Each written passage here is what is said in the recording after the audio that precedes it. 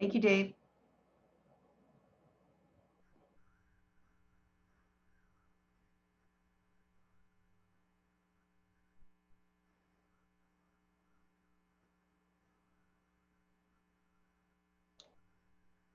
Good evening, Council. Welcome, and members of the residents of Innisfil who are watching tonight, and members of staff. Thank you very much for being here on Wednesday, June the 3rd. This is an odd night for us. Normally we would be here on the second Wednesday of the month. However, we all thought we were going to be celebrating at the Lake Simcoe Foundation fundraiser tonight. Of course, that and many dozens of other things have been canceled, but we left the meeting at the same night just so we wouldn't confuse people. So thanks everybody for being here, and hope the live stream is going well tonight. And I would start, if I could, just from a couple of announcements. First of all, if you haven't had the opportunity to see my Mayor's Minute today, I've been reflecting over the past week of world events, and was moved to a place where we heard about, I think what upset me the most was comments about that if you are silent, you are complicit.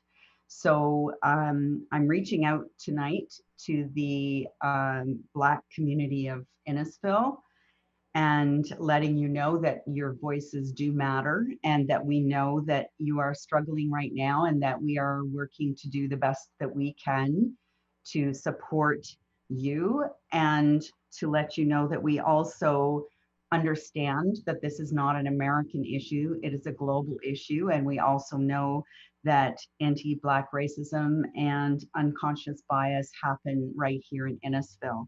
And we're committed to work with you, and through the Innisfil Idea Lab and Library in the coming days, we'll be sharing resources with you about not only the tragic history of our own country as far as racism is concerned, but also to talk about messages of inclusion and diversity for everyone who feels racial discrimination.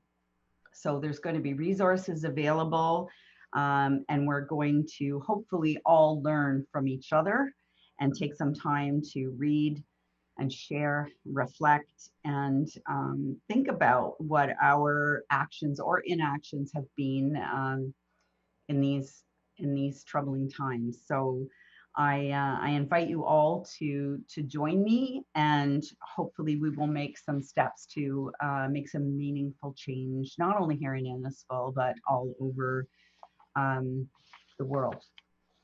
I also, on a lighter note, will tell you that I am pleased to tell you that the first time since March the 25th, I can tell you that there were no new cases in Simcoe Muskoka health unit this day. So it was quite a moment. And also here in Innisfil, to let you know, we stand still at 38 cases, and we have 31 recovered, 2 sadly in hospital, and we're hoping for a speedy recovery for the 2 Innisfil residents that are currently in hospital this evening. And also to tell you that it could have been a very different message had we not all voluntarily and grasped and understood that this is something we all had to do together to help each other. And so thank you to all of you for doing the hard work to keep those numbers so low, to flatten the curve and make sure that we have much fewer cases than we certainly could have had had we done nothing. So with those messages for June the 3rd, I will now declare the meeting open and ask you if you have your cell phone or any other device with you, that you put it on silent, and also to let you know that your comments tonight will be audio recorded and video recorded and shall form part of the record that we will retain, and that you can find out more information from the clerk's office about what our retention policy is. And then I would ask for a open forum, which was posted last week. We had no one who did register for open forum. Again, to remind everyone, if you do want to register for open forum, you certainly may do that. We ask for a little bit of advance notice, so we would ask that you try to give us a message to the clerk's office by 4:30 on Monday if you want to participate in Wednesday's meeting. And we had no one do that this week. I would then ask for any disclosures of pecuniary interest, conflicts which anybody would have, and I'm seeing none. Oh, and I should have said that Councillor Kevin Ices has sent a message that he will be late joining us this evening. He had a conflict this evening and he will join us when he can. So could I please have a mover and a seconder for the approval of the agenda this evening? It's Councillor Van Berkel and Councillor Payne. All those in favor? That's carried. We have no amendments tonight, which is nice. And now, again, I ask for disclosure of pecuniary interest, and I'm guessing the answer is going to be the same.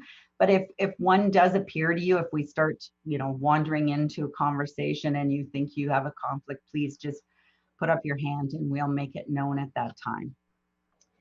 Next, we have presentations and petitions. We have none on the agenda for this evening. And under delegations, we're very pleased to have Carrie Warner and Chief Andrew Fletcher from South Simcoe Police, who are going to talk to us tonight about our community safety and well-being plan update.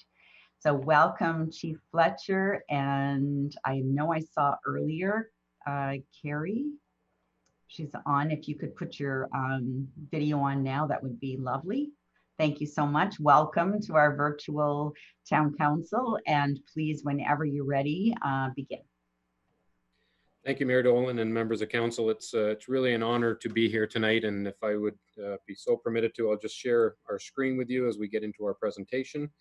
And as I do, I'll allow Carrie a moment to introduce herself. Hopefully, most of the council members know me, but Carrie joined our team as a consultant in around 2018 as we started to flesh out the workings of our community safety and well-being plan for South Simcoe, and has then taken that onwards for the rest of the county. So Carrie, while I pull up my screen, if you just care to take a moment to introduce yourself, we'll get started. Thank you so much, Chief. And I'm going to make sure to keep myself off of mute because we had a bit of a hiccup yesterday during our presentation where if one of us mutes, we end up muting the other person as well somehow. So hopefully that doesn't happen. But thank you very much, Council and Mayor Dolan, for inviting us. I'm very excited to be working with your community. I think I'm farthest along with your community compared to the others that I am planning for. And I've actually had the privilege of even just last week participating. I think it was last week. The days seem to all be blending together for me somehow, but I'm sure you can agree with that. Any day is every day. But I had a great opportunity and it really validated some of the early work that we've been doing. And we can speak to that a little bit into our presentation. So I'm going to be quiet and let the chief start. Great. Thanks very much, Carrie. And again, thank you to council for allowing us this opportunity tonight. Just by way of background, we've presented to you previously, but we thought it was important just to have a little bit of history for some of the newer council members, recognizing that back in 2007, the community mobilization and engagement model was introduced in the province. And if you remember, that's the model that houses 4 key rings, the red ring in the center being around crisis response, the yellow ring being around risk mitigation, the blue ring outside of that being around prevention, and then the last ring on the outside, and probably the most important, is around social development. And we function across those zones. In 2011, we started hearing about the Prince Albert Hub model, and then eventually in Ontario, we talked about situation tables. We are thankful that in 2012 to 2017, our ministry started talking about community safety and well-being planning framework. And we'll touch on that a little bit later in the presentation around how we've picked out the pieces of the necessary requirements of that framework to blend it with the South Simcoe plan. As I mentioned, Carrie joined our team around 2018, and we really started focusing on the key components of the model. And when we looked at what was key, was we were trying to anticipate what might come. And in 2018, And I'll get into the timeline a little in the next slide, but in 2019, the government of the day elected to legislate the creation of community safety and well-being plans under the Police Services Act, or now called the Community Safety and Policing Act. And as you'll see on the screen, every municipality shall prepare and by resolution adopt a community safety and well-being plan. And, you know, again, it gave the option for communities to prepare their plans individually or jointly. So in our case, we did start individually and blended ourselves, working closely with the town of Bradford, West Gwillimbury, and started our South Simcoe plan back in 2016 and into 2017, and really set the groundwork for where we are today. And in the legislation, it talks about an advisory body and what that shall include. And we'll touch on that a little bit later as to, you know, what some of those next steps look like for us. But you know, as we started to get into this plan, we started looking at what that meant to us, and thankfully, you know, as we came into the pandemic time period, we were pretty worried about, you know, they set a deadline of having your plan in place by January 2021, and thankfully, as part of the emergency orders, the government has relaxed that time frame. They haven't given us a new deadline yet as to when we have to have our orders in place, but we've at least relaxed that January 2021 deadline. But I can assure you the work behind the scene is continuing, and that's why we're appearing in front of council tonight, to be able to keep the momentum moving forward that we have with this project, to try and make it as ready to turn the key on it as soon as we can, as soon as government says gives us the deadline. If you just look at our planning framework and the timeline that we're working with, you'll see, and some of the council members will recall, we came into presentations to council back in May of 2016 and started setting the groundwork for that. And there's a big gap you'll see sort of between 2016 and 2018, and it'll not be foreign to this council that was during a provincial election and a municipal election time. So things kind of stalled out a little bit as far as the development of the plan, because we weren't sure whether the new government would adopt community safety and well-being as a requirement. Thankfully, they did. And in January and into the rest of the year of 2018, we started engaging some key stakeholders in our community and started building the framework for what that plan would look like. As I mentioned earlier, Kerry came on board in 2018, and it'll be a sure indicator of the work that's occurred, because you'll see it's fairly slow from 2016 to 2018 when I had the ball, and then I turned it over to Kerry in 2018, and now we've gone into the hurry up offense and got things happening in 2019 and now into 2020. Thankfully, as I mentioned, the legislation came into effect in 2019, and we started formulating the strategy around what the roles and responsibilities within our counties and within our municipalities would be for Innisfil and Bradford West Gwillimbury. And of course, there's many other municipalities in the county, and they then came on board as well. And Kerry was very quickly scooped up to work in concert with the county as well as with ourselves to start building the plans for the rest of the county through local geographical municipal groupings. And we'll touch on that a little bit later. Everything we did throughout the building of this plan in 2018 and 2019 was around an evidence-based approach and based on risk and data-driven approach to our business. But I can assure you that takes time. To do it right, to gather the data, dig into it, takes a fair bit of time, which a lot of that work was occurring throughout the summer and fall of 2019. And then we brought those results back to our steering committees within the two municipalities, the CAOs and the CAO working groups, and working with Sandy Foster now from the town of Innisfil, and presented those findings back to them in the late part of 2019 and into the spring of 2020. And now we're ready to move forward those next steps as far as developing our strategies that will address what we believe the risks that are facing our communities.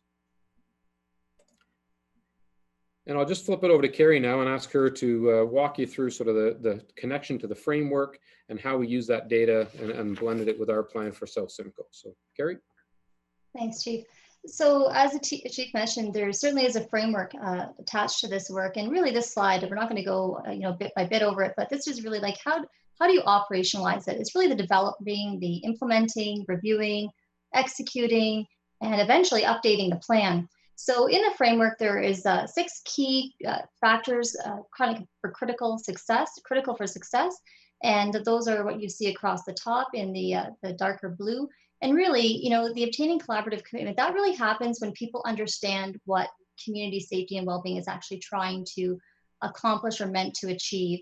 The creating the buy-in, those are these early engagement sessions that the Chief mentioned, and then the ongoing sessions that we look forward to doing when the world normalizes a little bit more and we can engage with the people of Innisfil. But behind the scenes right now, we are certainly connecting with stakeholders either one-on-one or through community tables via Zoom, focusing on risk. That's the data, and the Chief will get into that a little bit more, and we'll talk more in depth about that. assess and leverage community strengths. So there's a lot that's already going on. We certainly don't want to make work for work's sake. So we want to find out what's going on, where we can connect the dots, where the alignment is, and potentially where some of the gaps are, and if we can be thinking about things a little differently. Evidence and evaluation, we really want to make sure that anything that we propose or are considering putting in place, that it's an evidence-based response. And then putting the plan in action, that is looking at, when we're looking at planning for this, what is the local capacity? What is actually doable based on the assets, planning, cycles, resources? So these are just things that if we keep these in mind as we're planning, we can expect a successful plan in the end. So we'll move on to the next slide. So I apologize for the tiny font, but if you look at this kind of timeline, just to give you a kind of a map of where we are right now, we are between that first yellow dashed box and into the second box. So in order to form the advisory committee, we started with that in the summer when we were looking at the data groups. We pulled some members together just to start working on the data, but really to go out and form the broader advisory body, that's really happening, let's say tomorrow kind of thing. So there's a couple things that we needed to have in place first, and we've gotten through that. Tonight is evidence of that. This is a kind of a great launch for us because later in the presentation, we're going to let you know what some of that data look like for Innisfil and what the proposed priorities are or areas of risk that we would like to consider working on. And then from there, once we kind of get it's vetted through council and through the advisory body, then we can kind of dig a little deeper and get into working groups that will focus on each one of those areas of risk. And that's really how the plan will come together. And then the end result is a creation of the plan. And like the chief said, the original date was January 1st, 2021, but we know we have a bit of time. We're not quite sure how much time, so we really do want to kind of keep this moving. Let's go to the next slide. So as I mentioned earlier, we really wanted to focus on an evidence-based approach to our business. And with that, other communities didn't do what we're doing, and we're proud of the way we've done it. And, some communities went out and just asked through surveys, what do people think are the most important risks? What do they think are the most important priorities for them? As you'll see on the screen here, we looked at the data from Simcoe County. We looked at the Simcoe-Muskoka District Health Unit data. We looked at police service data, both here at South Simcoe as well as OPP data. And then we also looked at some additional data from like school boards and 211 and the Canadian Index of Wellbeing and Stats Canada. And then sort of drilled down into each one of those and tried to shortlist some indicators that we felt we could work with moving forward. And that, again, is some tremendous work went behind the scenes of Carrie and her team. Again, the data wonks, as we call them, that love to dig into this and really try and figure it out and evaluate what we felt were the most relevant indicators for South Simcoe. And again, we didn't want to go searching for data. We wanted to use existing data sets. We didn't want to have to create new data because we had to look at not only what existed now, but what we could continue to measure beyond 2021 when the plan comes into effect. We don't want to pick a data source now that then find out is no longer available to us and we can't compare that relevant data. And, after months and months of reviewing it, they applied a scoring matrix to it and they broke it down into those geographical municipal groupings that we talked about. And that was key because each one of those groupings is more than just one municipality. So it doesn't create any stigma when you start looking at the data and say, wow, that's going on in that municipality or that's going on in that municipality. It's done very specific to those groupings so that we can look at it from a South Simcoe perspective or a North Simcoe perspective or a Muskoka perspective. And so that's what the data has led us to now. And again, it's great to have data and very robust data, which is what we have, but we want to have something to compare it to. If you don't have comparators and you're really just looking at your own lens. So we took our local geographic and municipal groupings. We then drilled down and said, okay, how does that compare to the Simcoe County data? So how does Innisfil and Bradford compare to, say, Aurelia or other points? And then we looked at our provincial data as well as our national data through Stats Canada. And then ultimately, what we want to be able to do is create some strategies that can address some of the risks that we've created. And Carrie's now going to touch on the next slide around what the prioritization tool was to figure out what we wanted to focus on.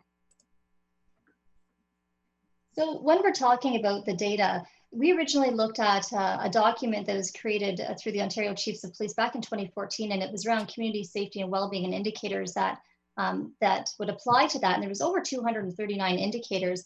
And literally this small group, there was about 8 of us, for weeks, and actually it spilled into months. And sometimes it was 5 hours at a time. We would sit in a room and we'd go through each of these indicators, and some were duplicates, and so we could kind of take them off the list. But at the end of the day, we still had a very large number of indicators that we had to decide if we were going to use, because if we were going to use them, then we would pull the data for them. And so we used a very interesting tool through the public health units, Muskoka District Health Unit, and it's called a prioritization matrix. And what it does is you list the indicators, you go through a bit of an extensive process, and it felt a little weighty at times itself, but really what it does is it allows some objectivity about the data so that there's no personal bias as to which indicators get chosen. And there was criteria that we applied when we were scoring and ranking each of these indicators. And that is whether they were actionable. So can something actually be done about it? And is the measurement sound? Is it meaningful and relevant? So does it reflect important or emerging issues? Is it practical? So can it be measured and analyzed? And is it available? Timeliness, is the data available within a reasonable time frame that it actually still means something and can be acted upon? Easily understood. So when we're speaking with council, when we're speaking with stakeholders, does it resonate with them? Does it mean something to them? And reliable, is it going to be available for being refreshed and available on a consistent basis? So that's really what that table is looking at. So once we applied that, it kind of runs its own little algorithm, and it bubbles up to the top, and we chose the top 60% of the highest scoring indicators. And I think our next slide gives you what those results were. That's your cue, Chief, to move on. There you go. Okay, that's you. There we go. We're there. You're there. So as you'll see in this slide, folks, what we've done is we've taken that the model that we first started with, the rings and the indicators, and we've broken them down. And when we looked at the data and what we distilled out of that scoring matrix, kind of exciting to see that our center ring, which is our crisis ring, we only had 3 key indicators in that ring. And then as we moved outwards to the risk intervention ring, again, a fairly small number. You know, when we start talking about paramedicine and police mental health and collision data, the risk intervention piece, but really the 2 big buckets that we looked at was around the prevention ring and the social development. And when we started looking at things, for example, in the prevention ring, the number of alcohol attributed chronic diseases for hospitalization per year, you know, different factors that we could really dig into, you know, education and success values for schooling. And then when we started looking at social development, as we started looking at the youth age 15 and 19 that were employed or highest certificates and diplomas, you know, spending, how much are people spending on their core needs, their housing, their employment and unemployment rates. And some of those factors is really what we drilled into, and you know, pretty exciting for us when it spilled out through that matrix to tell us exactly where we hope to go, spend less time in crisis response and less time in risk intervention and more time in the prevention and social development. And that ultimately led us to what Carrie's going to talk about next, our key priority areas. Right. So once all the data was pulled for those indicators that you just saw in those 4 different domains, then we started looking at where South Simcoe landed. And I will tell you that South Simcoe looked very, very good. And so that's definitely something to be very, very proud of. But there was certainly some opportunities that we saw in the data. And so on the screen, you have the areas of priority that we are proposing that we focus on, or areas of risk. Affordable housing, education, mental health, and income. And I think it's really important to note that none of these are kind of independent of each other. They all kind of weave into each other at different cycles in someone's life, and their dependencies for one another. So it's actually quite a nice grouping to be able to work on, because there are so many dependencies.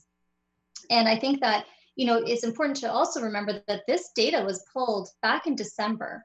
I guess, yes, December. And so that was pre-COVID. So now that we've kind of added a layer of complexity and stress and kind of anxiety into it with COVID, we can only imagine that these have been exacerbated. So it's a really, I think, exciting that we had some of this work done when we did have it done, because it validates where we want to go, and it gives us a little bit of a head start on it.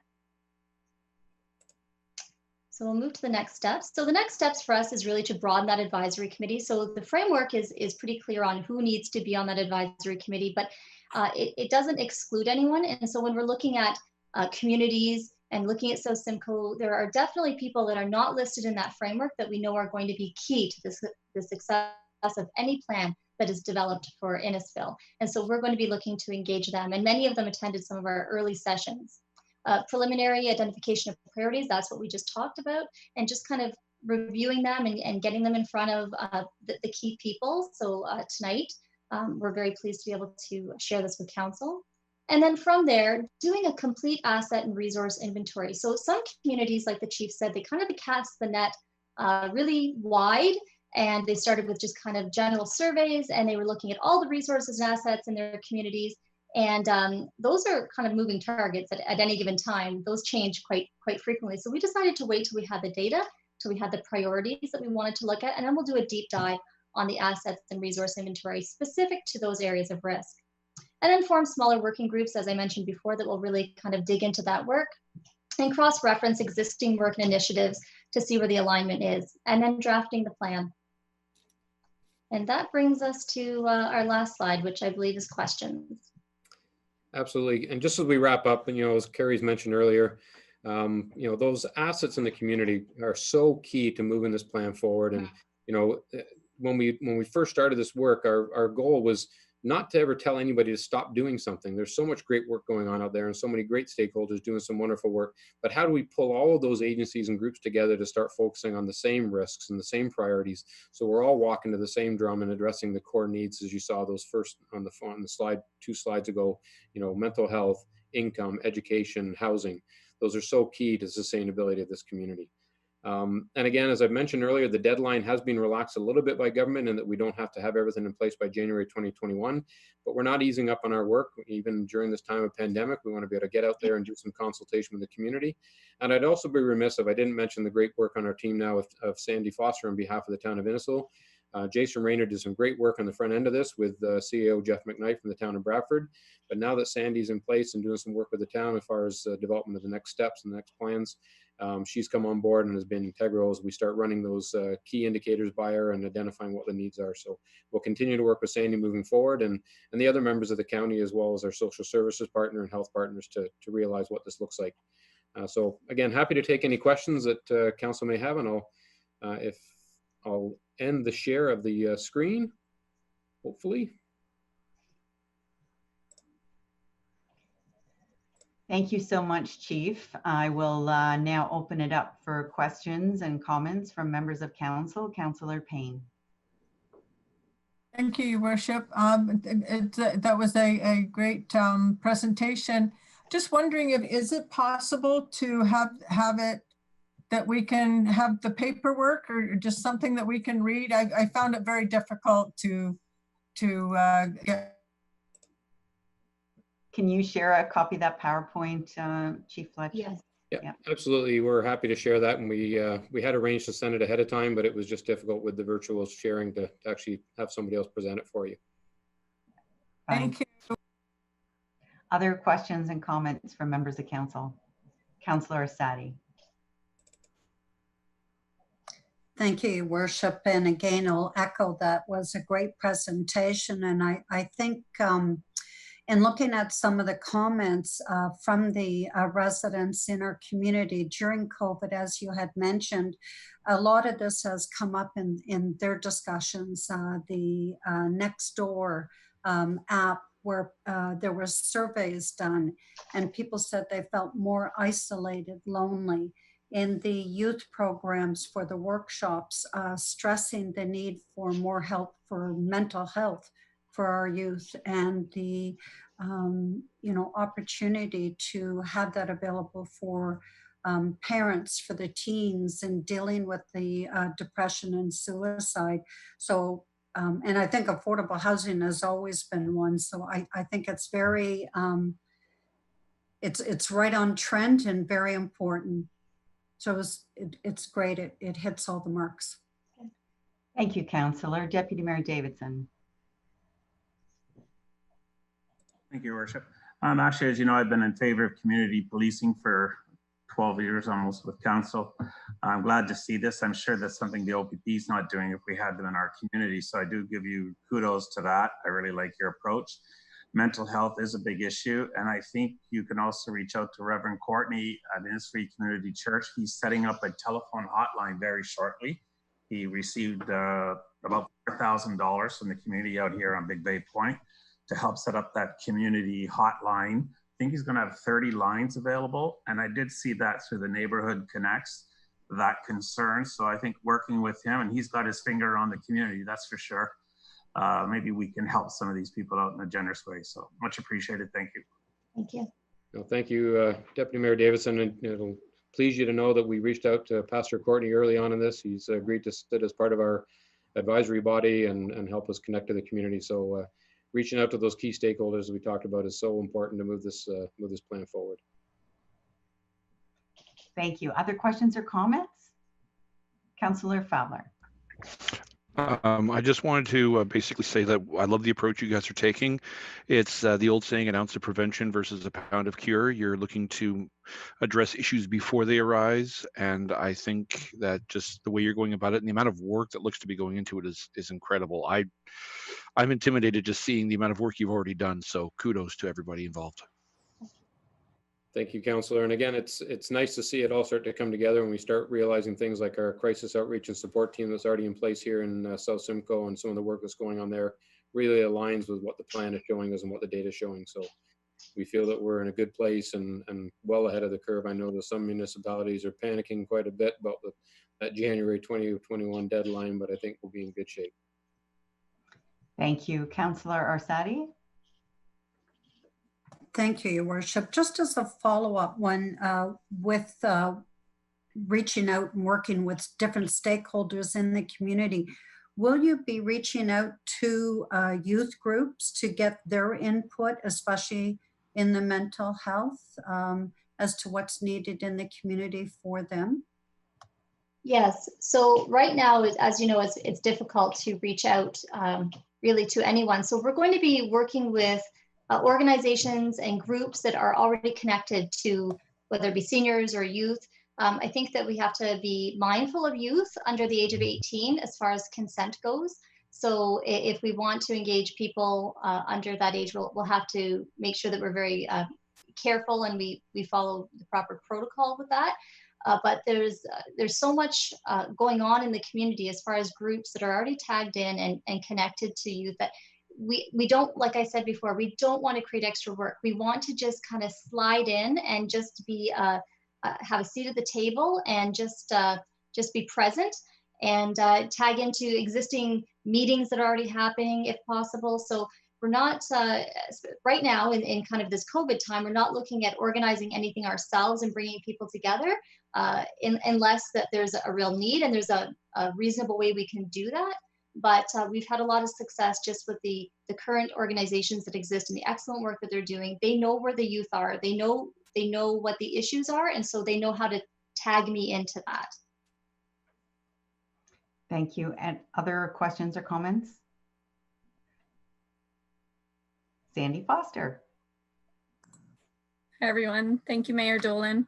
I'd just like to commend this council for approving our health, the town's health and wellness strategy, which really is in line with the priorities that we've landed on for this South Simcoe Community Safety and Wellbeing Plan. There are lots of synergies and areas for overlap that will really help us pave the way in moving forward in implementing some of the initiatives to address these risk areas.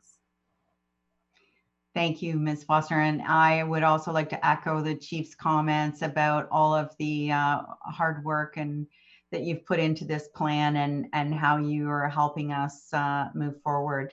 And also to you, Chief. I remember when you first came to us as deputy and then became our chief, and you were so far ahead of the curve. You were above the Prince Albert model. You were already working on this model long before it was ever legislated by the province of Ontario. So that is why we are where we are today. That is why we're so far ahead of the game and where other municipalities are faltering. And when you say we're struggling to get to January 2021, I don't know how anyone could do it if we couldn't do it, except that we're doing it in a different way. We're not just kind of giving it, just doing the bare minimum and saying, here's your plan.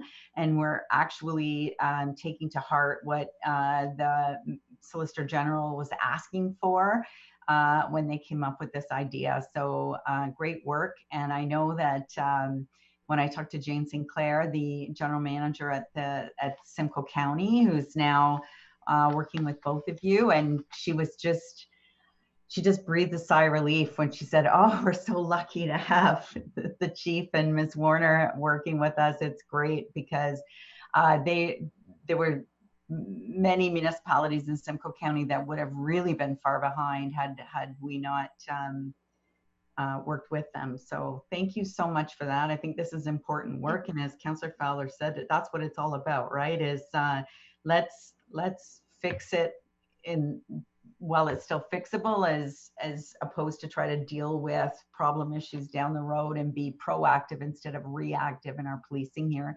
That's always what we've done, but I'm really pleased to be working with you and to see how much work has been completed so far. Well, thank you very much for that, Mayor Dolan. And early on in the presentation in 2016, you may recall one of the key pillars was commitment at the highest level. And this council gave us that commitment at the time and said, we're behind you. We want to see it advance. And so proud that we're where we are today, to the point where just before the pandemic broke, I had the pleasure to go out to Saskatchewan. So back in the place where they first created the Prince Albert Hub, and they invited us out to present on our model here in Simcoe County and the evidence-based approach to it and the data-driven focus, which is so different than what other agencies are doing. So extremely proud of the work we're doing, and great to be a part of this team, and look forward to it evolving even further through the rest of this year. Thank you so much. And my final comment was to thank you both for participating in the community roundtable. I agree with you, Ms. Warner. I don't know if it was this week or last week. It was a few days ago, but we did, and appreciate you being there.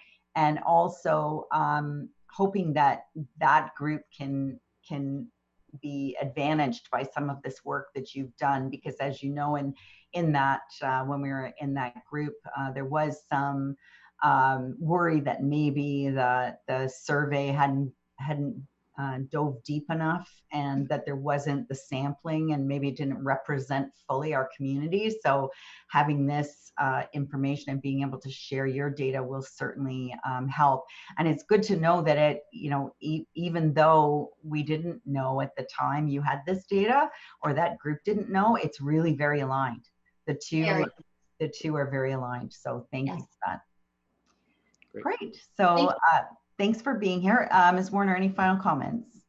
No, this has been a great opportunity this evening, and I too was very, very encouraged when I was participating in that group last week, and I messaged Jen afterwards to say how fantastic it was, and it was I think a good validation of some of the work.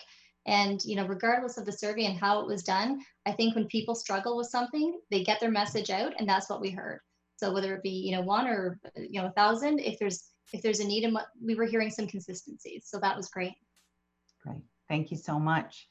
So thanks for the presentation, and we have a recommendation that the delegation be received as information with thanks, and that would be moved by Councillor Fowler and seconded by Deputy Mayor Davidson. All those in favor? And that is carried. Thanks again for being with us this evening. Very much appreciated. Thank you. Have a great council meeting. Thank you. Thank you, Council. So next on the agenda is item number 7, which is County Council, Municipal Associations, or Conservation Authority or Committee updates. Is there any updates anybody wanted to bring to us? Councillor Fowler. I just wanted to draw attention again to the helping hands. We're still doing the meetings. We're still taking in applications. We've had our meeting this week. We're having another one tomorrow night just to confirm situations and everyone's needs are being met.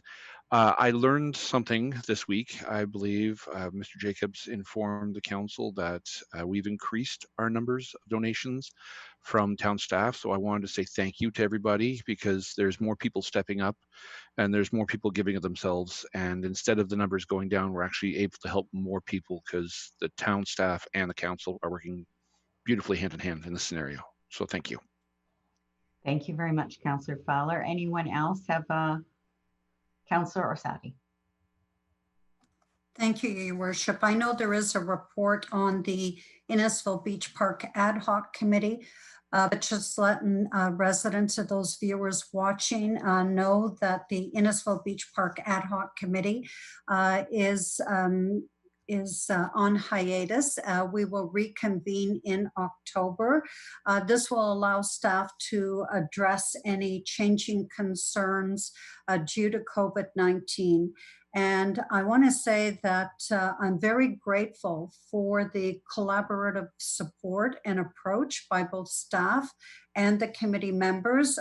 We've been able to reach the goals that the committee set for the top items in addressing those concerns. And there is other recommendations in the report, but just to get that heads up that there won't be any further reports until the fall. Thank you, Councillor. Deputy Mayor Davidson. Thank you.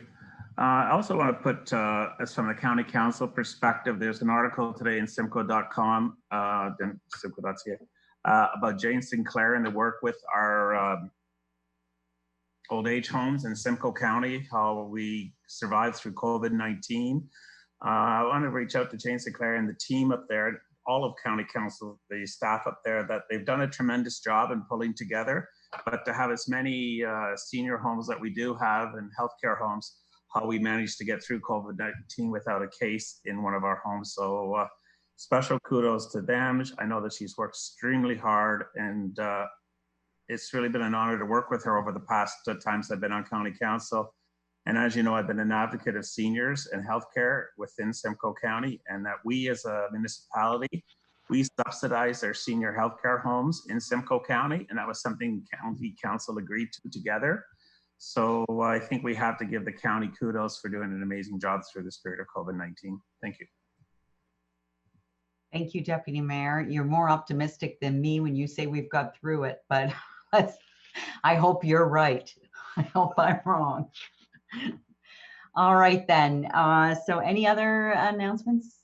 Seeing none, we'll go to our consent list now. And for those of you who are joining us, we go through the list. If nothing is pulled, then at the end of this meeting, we will pass a motion to confirm all of the recommendations that are in the report. So if you've been following along, if you have a copy of our agenda, which is available online a week before the meeting, we'll get started. So the first item was the special council meeting minutes of May the 20th. The special council meeting minutes of May the 27th. The Innisfil Municipal Heritage Committee report. Councillor Payne. Thank you, Your Worship. I'd like to put, if I can make a comment on that, or do you want me to pull it? If you're just making a comment, Councillor, you're welcome to do that now. With the Heritage Committee, we have a problem with the properties that are bought by developers, and they're being left to deteriorate. We went to one a few weeks ago, and there was piles and piles of garbage. There was piles of dirt that people have just gone in and dumped there. And they're being used as dump yards. People are clearing out their own places, their gardens or yards, whatever, and they just go to one of these farms and they dump it on the driveways. And it's disgusting. They're getting varmints in there. The windows are broken. The doors are smashed in.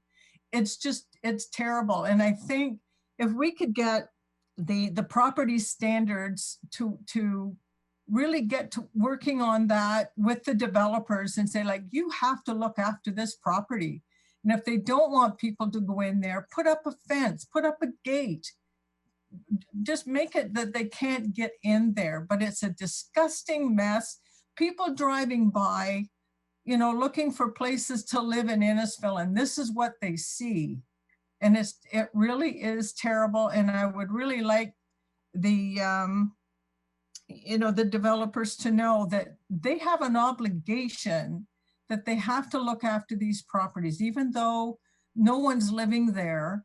Maybe they should rent these houses out and let someone live there and look after the yard. It's better than letting it rot. So I think we really got to step up with the property standards and enforce this, that the developers look after their properties properly. So that's all I have to say on that one. Thank you. Thank you, Councillor. Thank you for sharing that. And in the meantime, if there's a specific property that you have the address for, if you send it to customer service, that will start an inquiry going, so that that property owner will be required to bring it up to property community standards. So in the meantime, that's just a way to deal with it until the Heritage Committee report comes back. Deputy Mayor Davidson. Thank you. I had a conversation with Councillor Payne this week regarding I think it was the 6th line, if she was referring to some of the dilapidated houses over there. I'd like staff to sort of bring an update to council what's happening with the walk-up building that's sitting on Innisfil Beach Road, because when you drive by now, it does look like an eyesore. It's been up there several years, standing up on piers, and we need to get in touch with that developer to get something moving on it, because that's another one that's going to, sure, one night we'll wake up and the windows will all be smashed. Thank you. Thanks, Deputy Mayor. Again, send an email through to customer service, and that will come back to us. My comment on that report was regarding the Trans-Canada Trail bridges and trying to restore versus repair some of the Trans-Canada Trail bridges. And I'll be just looking forward to seeing what the next report says coming forward on that. Seeing nobody wants to pull that, then we'll go to B2, which is the Innisfil Beach Park Ad Hoc Committee, which Councillor Orsatti has already referred to. Councillor Feller. I just want to make a quick comment while I have an opportunity. Last year, I was approached by a great number of residents regarding dogs and the situation with them in the parks before the COVID situation was coming to the fore. In the report, I can see that the committee is still looking into this matter, still addressing it, and that town will be bringing something. So I want to say thank you to the committee and its chair for not letting it go under the current circumstances, and their due diligence in the matter. It is greatly appreciated, because I know there are a lot of people that will be asking questions, and now I can say that with all certainty that they're still on top of it, which is amazing. Thank you. Thank you, Chair Orsatti, and it was Vice Chair. It was the Vice Chair who actually came up with the idea of doing the dog days of summer, which would have been fun had we not been in COVID territory. But seeing no other comments, the next item is B3, the School Zone Traffic Safety Advisory Committee. Councillor Orsatti. Thank you. I don't want to pull it. I'd like to make a comment. I'll try and keep it short. I just want to many residents have been frustrated with the process in the applying for concerns with stop signs, traffic issues, and that. And I think that this working with staff, working on a new clearly defined workflow and a process is going to help us to reduce the bottlenecks and the amount of time that it's been taking to slow down the process. Many of the complaints being 3 years in the making. And this way, with customer service handling most of it from the beginning, the committee will now be more of an appeal process. So I think this is going a long way to improving what residents can expect, and the process will be viewed more as a committee of adjustment appeal process. Thank you, Councillor. Any other comments on that item? So next would be item B4, which is the Innisfil Helping Hands Ad Hoc Committee report. Next is C1, the final tax levy bylaw and financial relief. Nobody wants to pull that? So we should just maybe comment quickly that if it's not pulled, then what we'd be recommending is all of the relief programs that we currently have in place would go to the end of December, which would include the penalty and arrears, penalty and interest for property taxes. Councillor Sadi.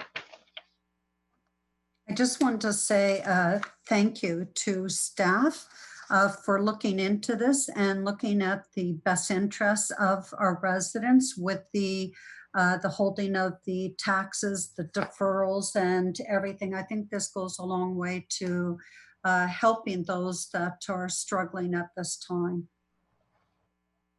Thank you. So next is item C2. Councillor Nicol.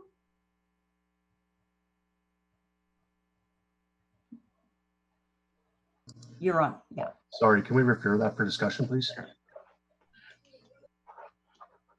I would have been very surprised if that one didn't get pulled.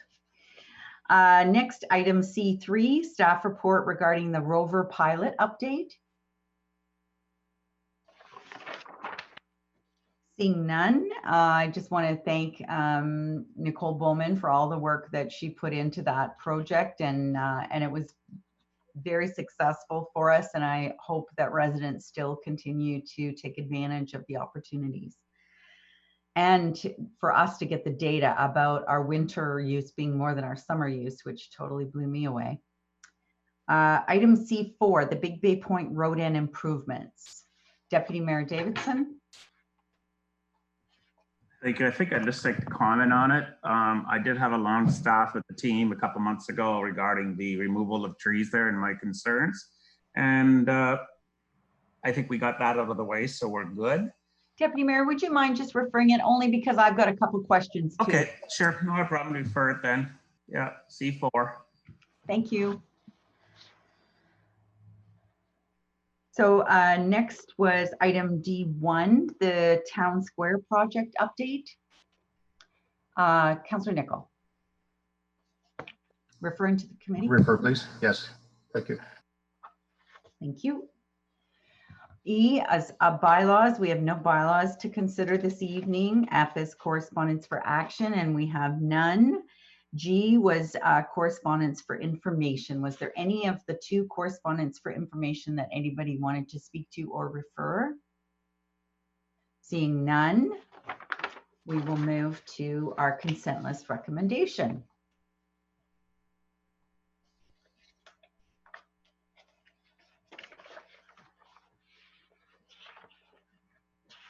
So we have two items that will be moving to, oh, sorry, 3 items that will be moving to Committee of the Whole. And could I please have a mover and a seconder for those? Councillor Orsatti and Councillor Waters. All those in favor? That is carried. Councillor Nicol. Sorry, Your Worship, I see that staff put it up there on C2 as well. Thank you. Thank you. So now we move into the Committee of the Whole with a rise recommendation, and it's moved by Councillor Payne, seconded by Councillor Van Berkel. All those in favor? That is carried. And Committee of the Whole business items, and the first one was pulled by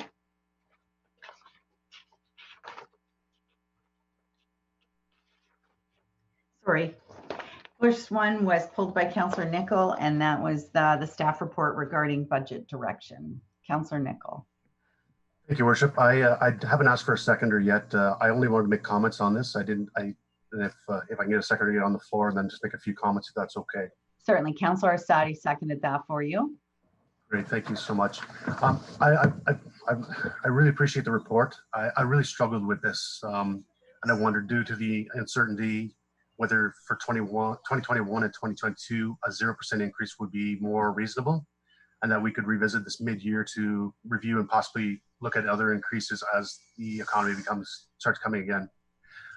But I understand now this way that we're providing our residents with some stability and giving everyone the opportunity for their financial planning for the next 2 years. Also give staff and the staff the opportunity to start planning ahead as well too. What I guess I do wonder is if we can make requests possibly through the school board for rebates for the services that were not provided this year, and whether the county and the police services will be considering tightening their belts a bit or providing some relief in the their new budget cycles.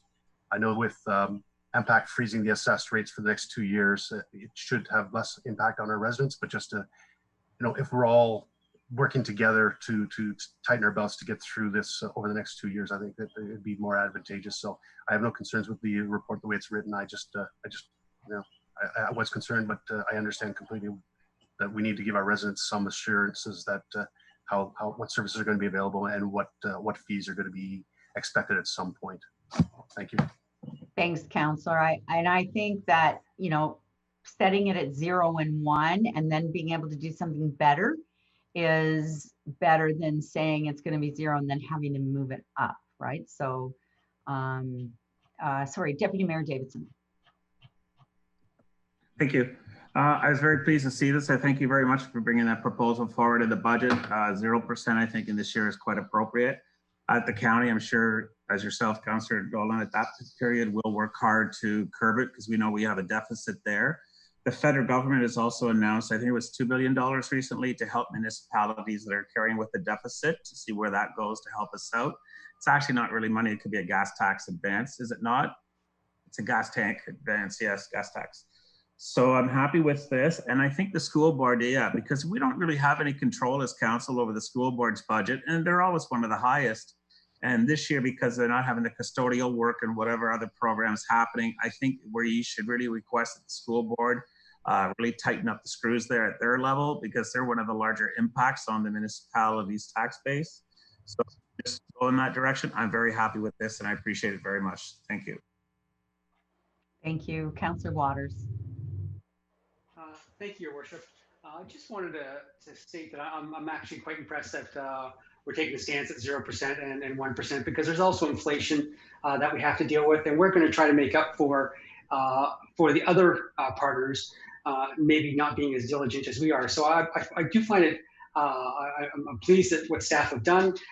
It would be, being a new councillor, I'm always surprised that when it comes to tax time, we have 4 entities that go into people's taxes, and that seems to be no committee that brings all of those people together to talk about how we can work together to bring those, stabilize those taxes, as opposed to each one making its own decision and then others trying to make up when others go overboard. So I'm being a new councillor, I'm surprised that there isn't some way of working with the school boards, working with the county at some sort of committed level to get these type of decisions made well ahead of time, as opposed to the town taking that bold step forward and trying to ensure residents rate stability, but we're doing all the heavy lifting.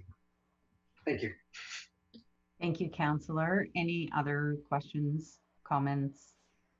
Councillor Asadi. Thank you, Your Worship. Yes, I think staff and Mr. Mellington prepared a great report on this budget. And I think that, this is going to be received well by residents with the council looking at that 0% tax. It's just that they have to remember that there will also be levels of services that in order for us to provide this to our residents, they need to be aware that there will be levels of services offered that will be impacted, and some will have reductions, and those will come later as staff are looking at all that as they're being announced. So don't be angry with us if there's a reduction in something that you're not happy with, because to achieve this 0%, it has to come somewhere.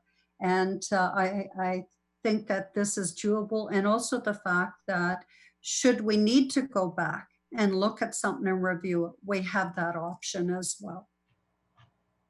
Thank you, Councillor. Any other comments?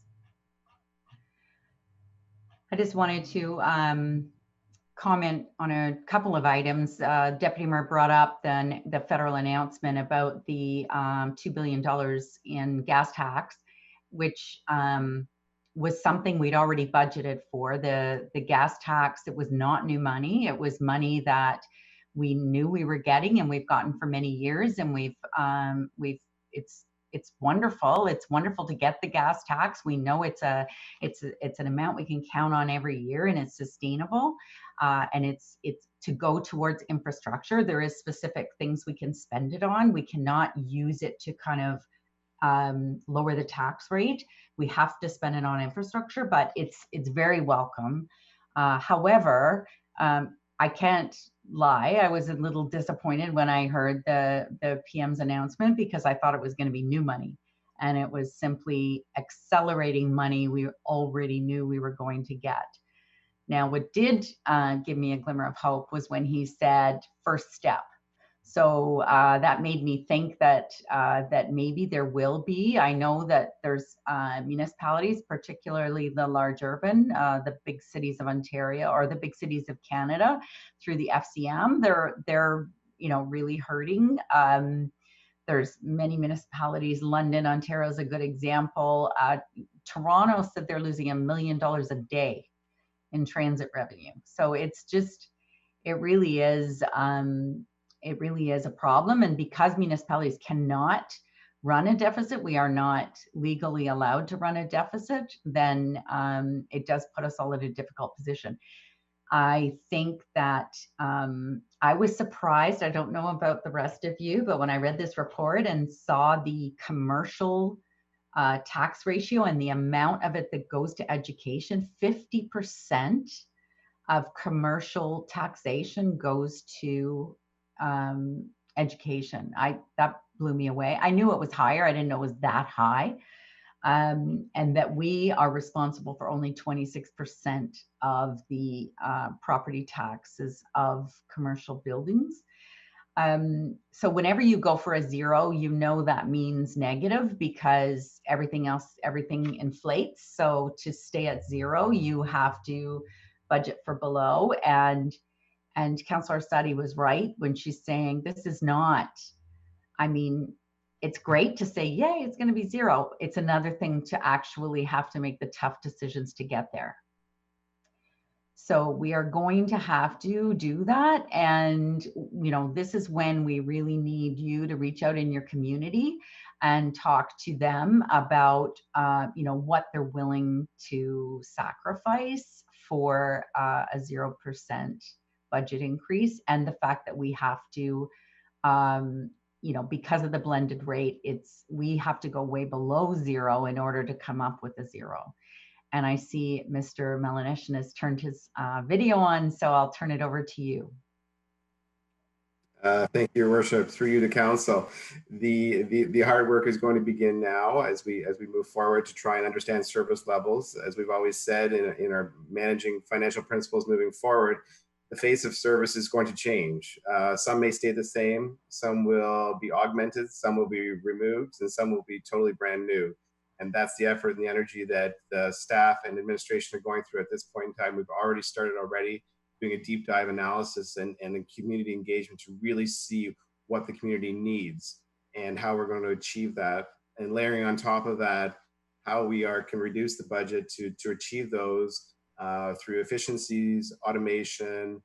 So it's a very deep dive effort we're going forward through, and truly appreciate your support over the next few weeks, next few months, as we come up with different initiatives and a better understanding of the service levels that we'll be able to offer the community. So appreciate your help and support and input as we move forward. So, and this report is for general direction. It's called the budget direction, and for the intent purpose of giving us direction, because we can't wait. We can't wait for better information to come. We have to start acting now. And that's the role we're taking right now, and trying to be proactive as a staff and as a community to see what is really required out there. So truly appreciate the support in the general direction that you're going to provide for us. Thank you. Councillor Waters. Thank you, Your Worship. Just a query is that by council announcing that we're targeting a blended rate of 0 and 1%, does that suggest that the other levels of government don't have to work nearly as hard? Just makes our job that much tougher? Mr. Melanishin. Through you, Your Worship, to Councillor Waters. we took a scenario, we budgeted for sort of inflationary because we wanted sort of the worst case scenario of what we would have to achieve in the reductions in the operating budget. So we made certain assumptions on police budgets and county. Now is the bigger work, as you mentioned yourself, there are general committees that coordinate all these for education, police, and county. And I refer back to Deputy Mayor Davidson and the mayor who sit on those county service boards and county council. And that's where a lot of the input's going to come, and the pressure will happen on the county. The county has its own difficulties trying to maintain cash flows and keeping sure the taxes come in on a smooth basis. So that being said, we obviously budgeted on the high end to try and make sure we could make and achieve these targets. The other variable is growth, moving forward and understanding the growth and having a better appreciation of the growth. Trending forward for this year so far, even under COVID, the growth is looking favorable. It's not the declines we've seen in prior years, so we're keeping our fingers crossed, but we will not have those answers until for the next few months. But as I say, we were looking for general direction of how to move forward. And the other wild card is any other levels of government providing support. As Deputy Mayor suggested, there was the $2 million gas tax, as the mayor also pointed out. That was not new money. That is not newfound money. That is just a prepayment, a sooner payment of that gas tax that we were going to get anyways. But as the mayor suggested, there is also talk of more money coming down from the higher levels of government. So all those pieces coming together will definitely help us achieve our targets and make it much more attainable. Thank you. Mr. Melanishin joined us not that long ago from the private sector, and talk about out of the frying pan into the fire, Mr. Melanishin. But thank you for all of your hard work. This report was quite comprehensive, easy to read, and really well done. So thank you for that. Mr. Rayner. Thank you, Worship, members of council. Just wanted to thank in advance the police board and the library board and the boards of In Services and Empower, who are no doubt going to be taking your direction and your enthusiasm for trying to manage the economic realities of our residents as we move forward with the COVID pandemic. And your administrative level, your executive's administrative level is actually meeting tomorrow to move forward with a one town, one team approach to attempting to manage this. We don't have the answers quite yet, but this direction will certainly help us move in the right direction. And we look forward to the full budget proposal in the coming months. Thank you, Worship. Thank you, CAO Rayner. Any other questions or comments? Councillor Orsatti.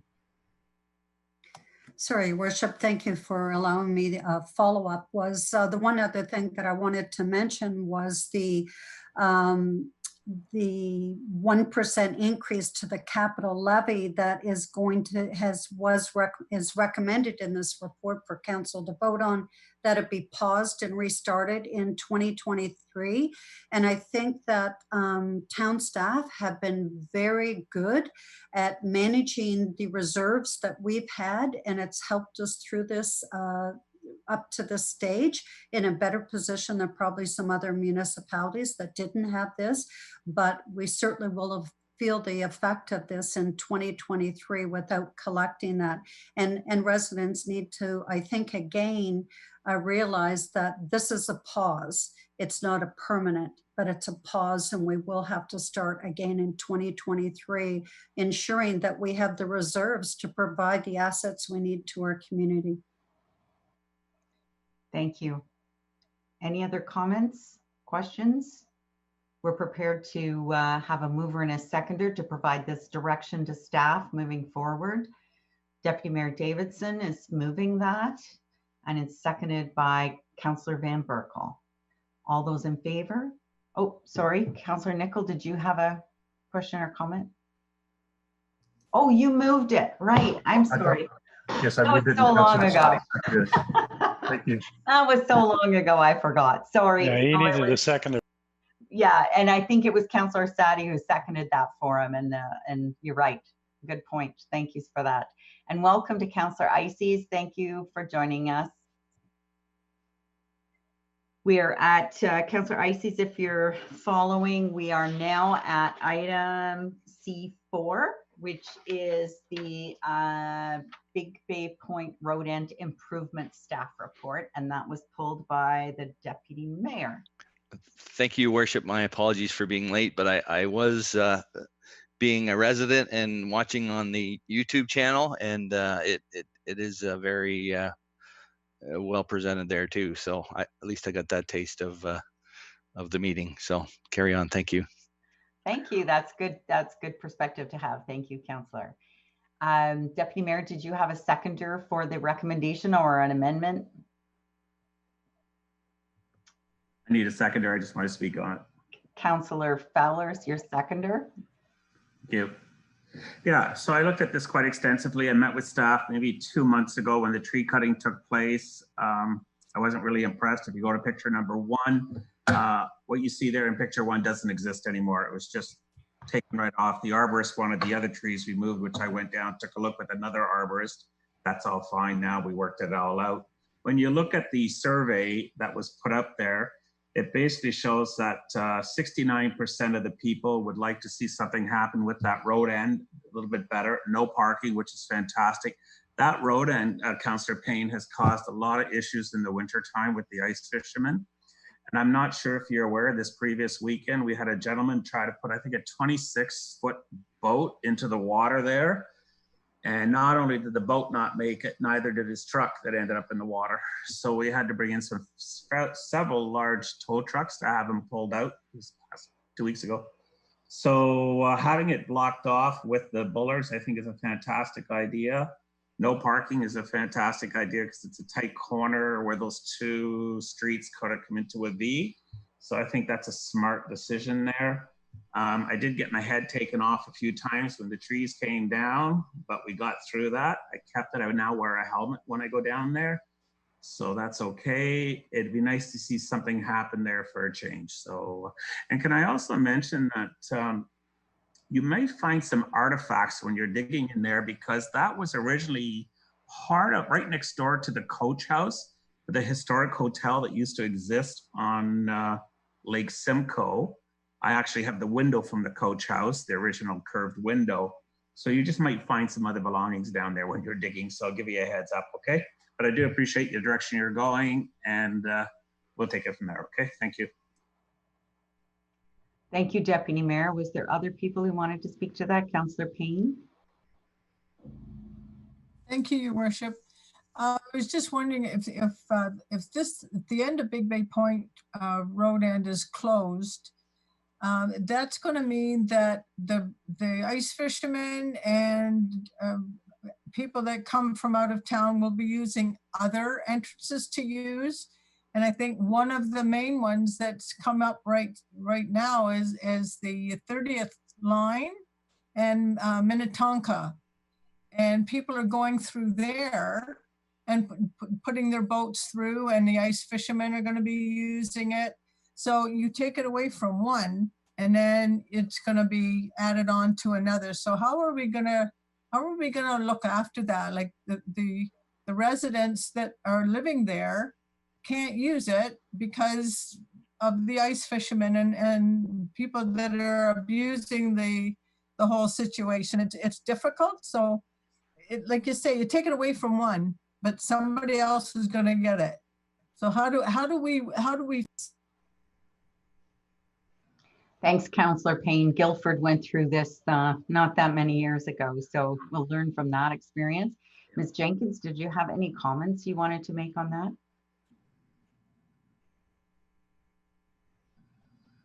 You're on mute, Ms. Jenkins.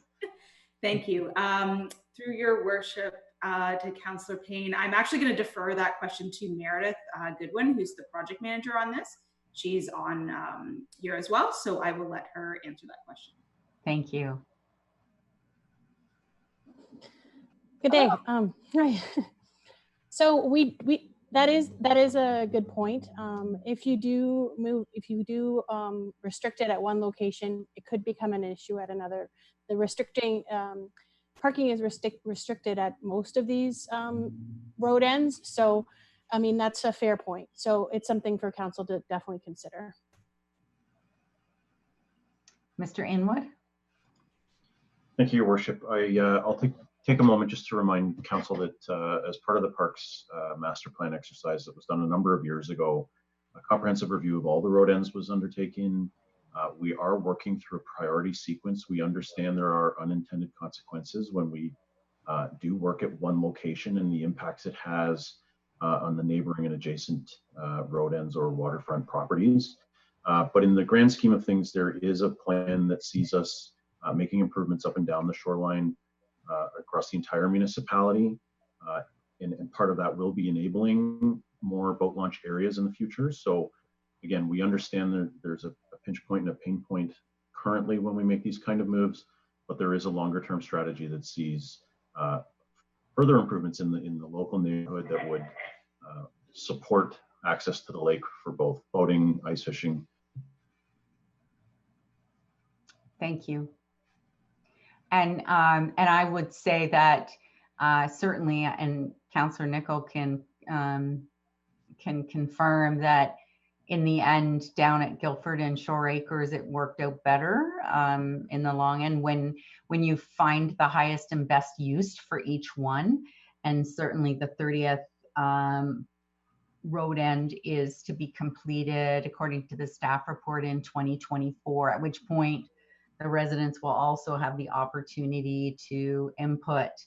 And then regarding the trees that the Deputy Mayor was speaking of, the report says that they were emerald ash or ash trees, which some of them were infected by the emerald ash borer, which was the reason some of those trees were taken out.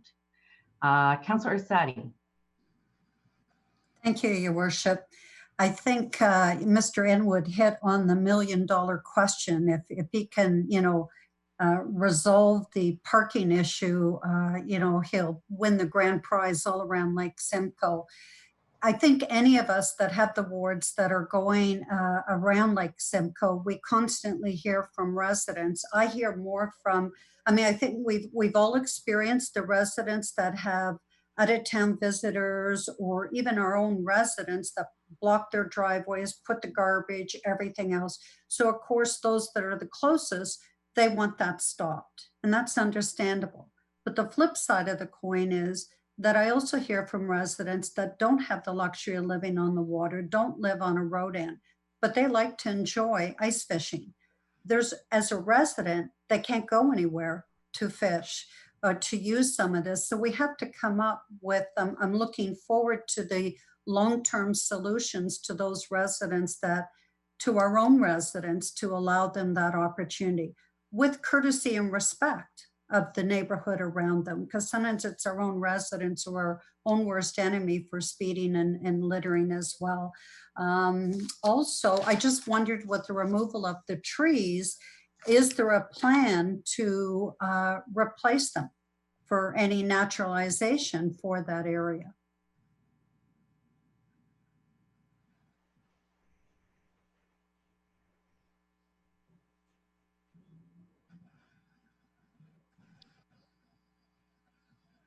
Muted. Sorry, guys. Yes, as part of the project, we would include plantings as well when we do the, we'll include it in the design.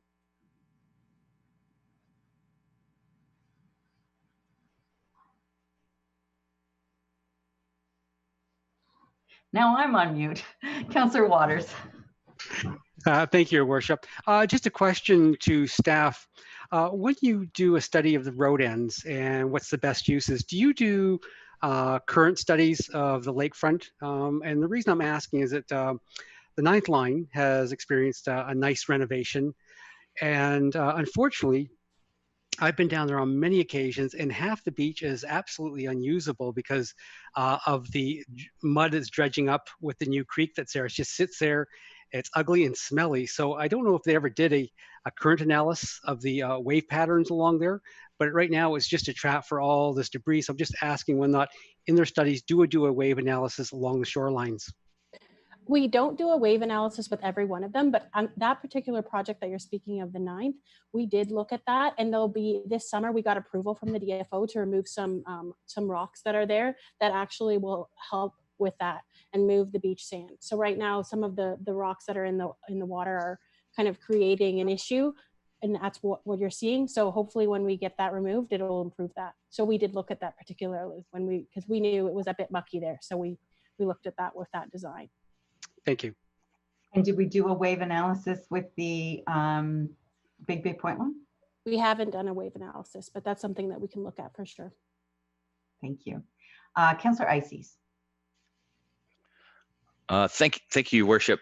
Just with reading the report and the recommendation to move the ice fisherman launch point to the 30th side road docks. What is the parking availability there? I know the parking lot that is there by the dock is not very big. Are we creating a parking problem by moving everything to one spot, whereas now it's in two? Mr. Inwood. Thank you, Your Worship. Through you to Councillor Ices. There is some limited parking at the 30th by the pier.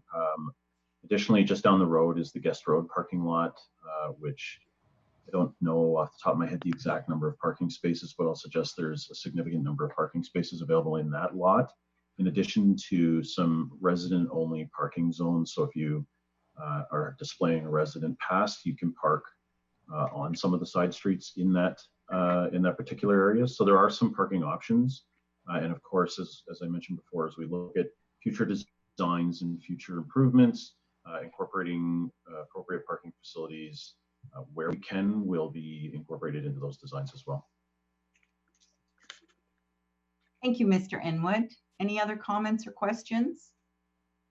Councillor Van Berkel and then Deputy Mayor Davidson.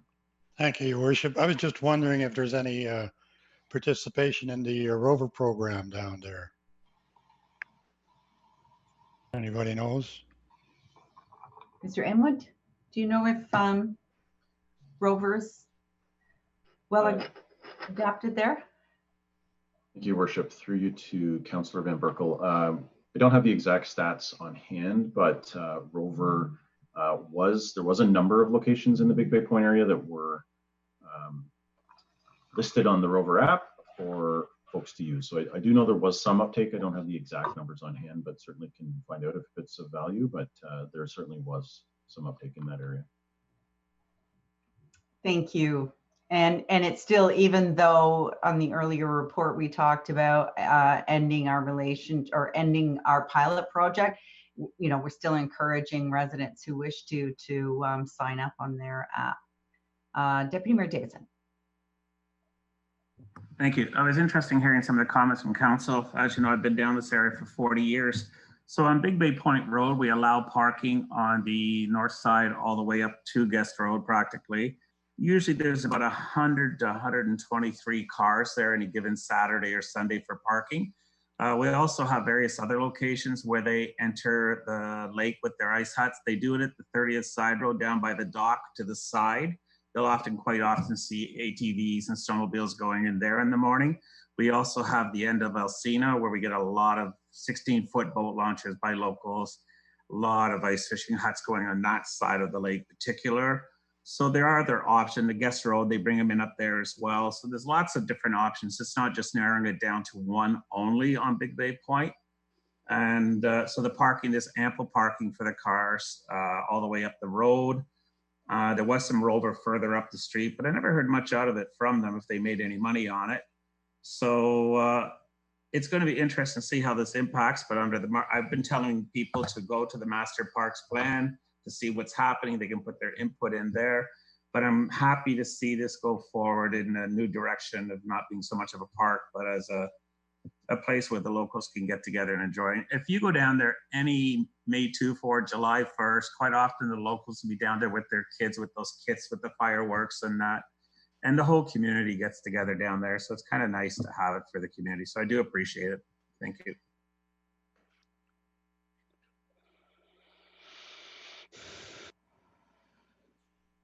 Thank you, Deputy Mayor.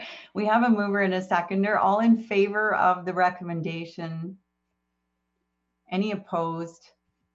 That is carried. Next was item D1, which was pulled by Councillor Nicol. Your Worship, I wonder if I could get a seconder just to get it on the table and then speak to it for a minute. Councillor Arsati seconding it for you. Great, thank you so much. As you stated on the budget discussion on item C2, we have to make some really tough decisions at this time. So I wonder, after some discussion, if there might be an opportunity to provide an amended recommendation on that.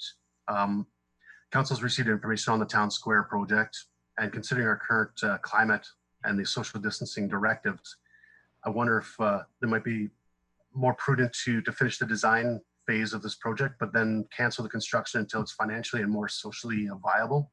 I just wonder if council may want to discuss that and see if that may be an opportunity, or if staff can provide some other information on that. Thank you.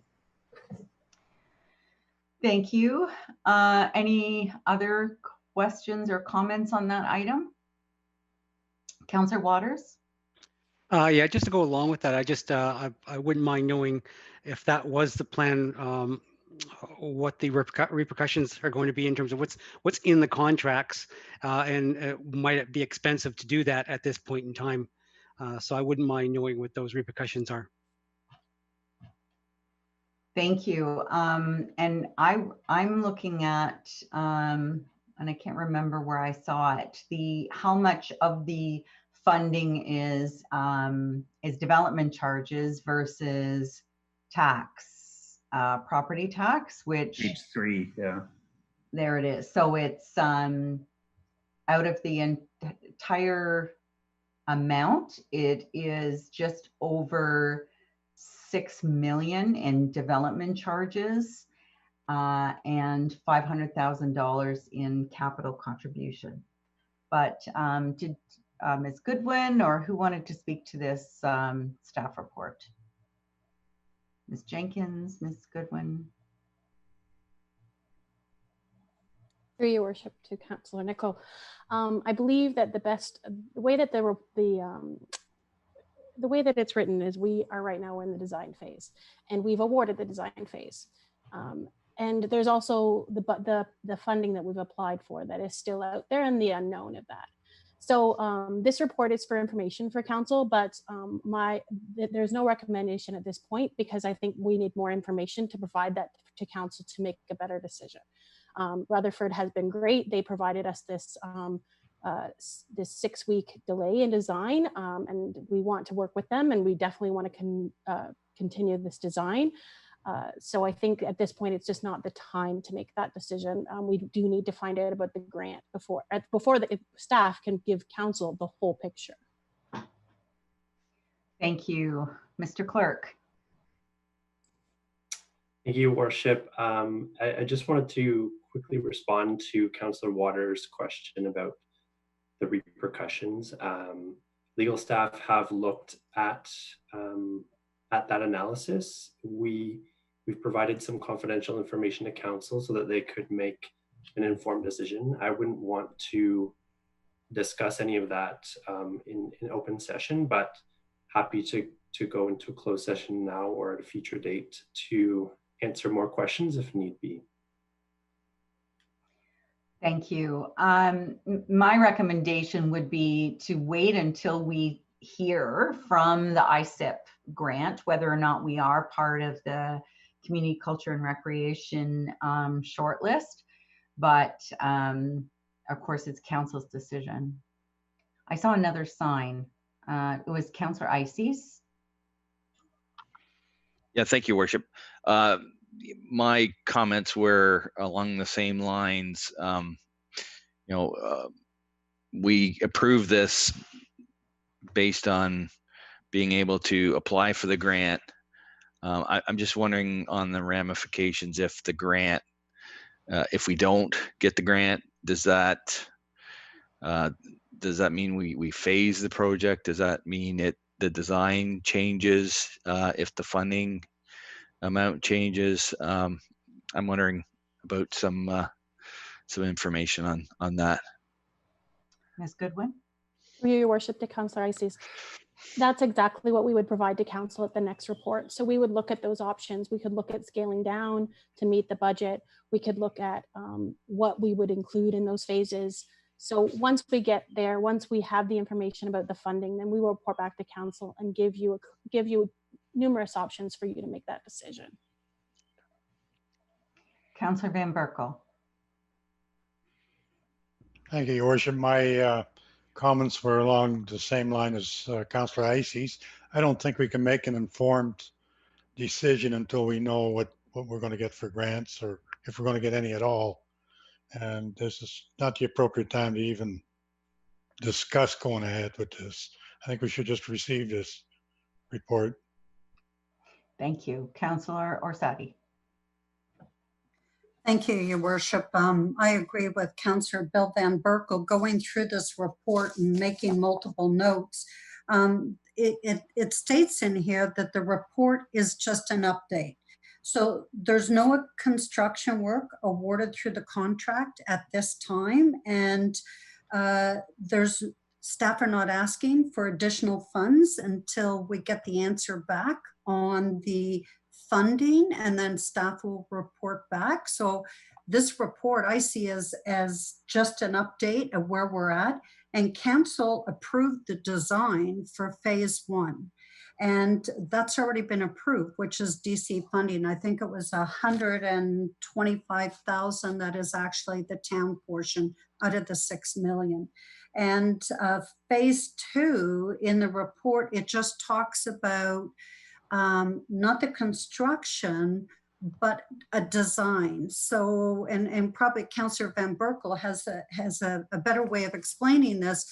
But my husband's an electrician. If he's looking at wiring a whole house or just a portion of it, and they're doing it in phases, he has to look at the whole thing, because it saves money in the long run. You're not running back and redoing portions and putting in new electrical panels because you designed that in the beginning. You may not be able to afford it all at once, but you've got the design, and then you decide budget-wise how you're going to handle that. And I see this report in looking at that as the same way. So really, this report is not asking for us to give money. It's an update.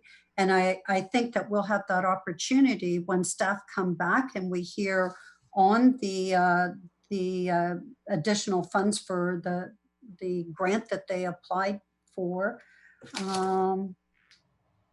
I don't think it's the right time to make decisions. If there's no funding, we'll have the option later to make changes. And also when discuss then on the changes that we're making as to how it impacts the operating. Thank you, Councillor. I saw another hand, did I not? No, I guess I didn't. So I think this is a really good opportunity just for those watching to talk a little bit about, where funding comes from as well, because I can't tell you the number of times people have said to me, why are you spending that money on a park or a library or a fire hall? Why don't you spend it on my road or something else? And a lot of people think that it's all property tax dollars versus development charge dollars, and that development charge dollars are required by law to be collected in accordance with a development charge background study, and that if you collect so much, when a developer builds a house and they pay development charges, a certain amount goes into libraries, a certain amount goes into roads, a certain amount goes into parks. And park development charges can only be used for parks. You cannot pick up money out of the parks development charges and put it in another budget. That just can't happen. So keep that in mind too, is that if we were not to do this project, it wouldn't impact, at least I think it was like a $500,000 out of the $10 million project was actually property tax. The rest of it was development charges, grants, etc. So I'm not saying let's do it or let's not do it. I'm saying let's just receive the report and get more information. But I just wanted to comment on that, it's not like we could cut $10 million out of the property tax budget by cutting out this project. Any more questions or comments? Councillor Nicol. Thank you, Worship. I guess comfortable with the recommendation the way it is, and obviously everything hinges on the whatever funding sources are available. So I'm comfortable just to receive this and wait for a further report. Thank you. Thank you, Councillor. And you had a seconder, which I believe was Councillor Orsatti. So all in favor of receiving for information? That is carried. Good discussion. Thank you very much, everyone. Next is the RISE recommendation. So I need a mover and a seconder. Councillor Waters, Councillor Payne, Councillor Orsatti. Thank you, Your Worship. Just clarification on a point of order. When we were at item, Councillor Nicol pulled item C2, sorry, I'm just going to it. C2, I think it was that we were then deciding afterwards, Councillor Ices just came on as to who was a mover and seconder, but I don't remember us voting on this. So I don't know whether, did we, because it became a clarification of a mover and a seconder, but we didn't, I don't remember us all voting on this item. Well, let's do it again just in case. All in favor? Opposed? That's carried. So we're either double covered or we've, you know, crossed our T's and dotted our I's and all that stuff. Ms. Toma. Good evening, Council. Through your worship to Council, we also have a procedural backup within the procedural bylaw that's called by council consent, which means that when all council members agree to an action without a vote, it passes. If any council member determines that they did not want that to pass or they want a recorded vote, then they can ask to go back to cover that. Thank you. Thank you, Ms. Toma. I think she sleeps with her procedural bylaw. She knows it from cover to cover. So thank you so much for that. Now we are in item, so we're at the adoption of the recommendations in committee of the whole, and that's moved by Councillor Fowler and seconded by Councillor Ices. All those in favor? That is carried. And announcements. Would any member of council have an announcement they would like to make?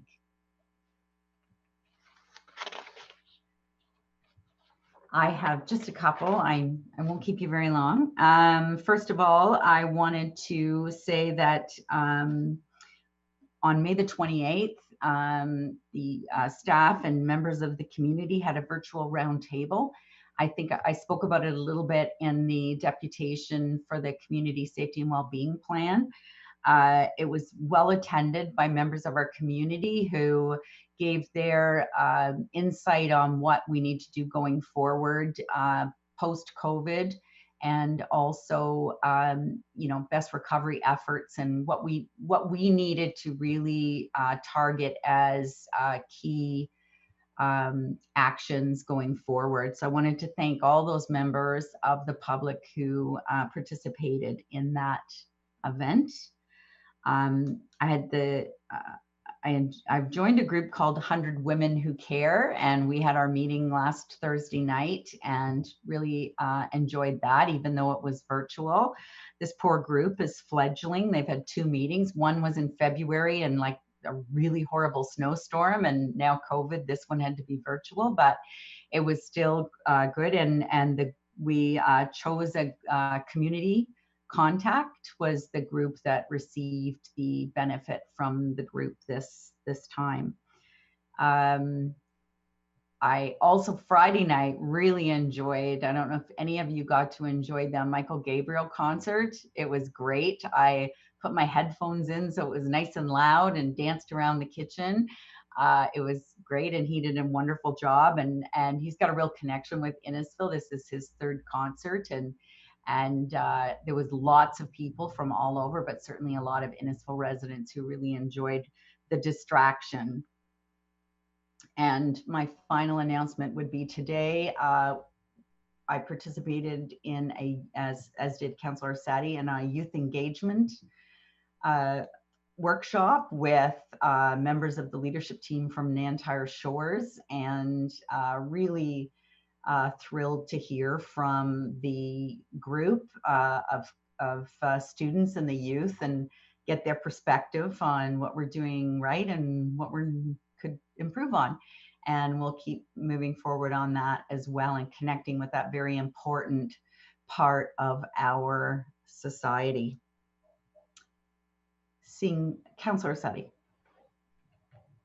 Thank you, Your Worship. I was remiss in just letting everyone know that with the Premier's announcement of the libraries being able to start getting ready for opening for returns and of their books that they have and pickups, library staff are working on what that looks like. They're very excited about that, and to stay tuned, watch the town website, and they will let residents know when that when that's starting and when residents will be able to start going back to the libraries for that. Thank you, Councillor. Mr. Rayner, anything for the good of the corporation from a staff perspective? Thank you, Worship. Just want to continue to thank staff for their hard work during these challenging times. I think, you know, when the sun is shining and the birds are chirping, we forget that we're in a state of emergency, and staff are continuing to put themselves in risky situations to help our community. So just want to thank them very much for that hard work. Thank you. Thank you very much, Mr. Rayner. And tomorrow is, I think, the 4th all staff meeting. So trying really hard to make sure that everybody, even though we're all segregated, that everybody and our One Town, One Team feels connected and together. And so looking forward to that, and continue to be impressed by the number of staff who voluntarily get redeployed into places that are a little bit out of their comfort zone, and they do it with a smile on their face. So thank you for that. And with no more announcements, I would ask for the confirming bylaw. And that's moved by Councillor Van Berkel and seconded by Councillor Orsatti. All those in favor? That's carried. And if I could ask staff who wish to turn their video on so we can applaud you in person and see you all before we adjourn.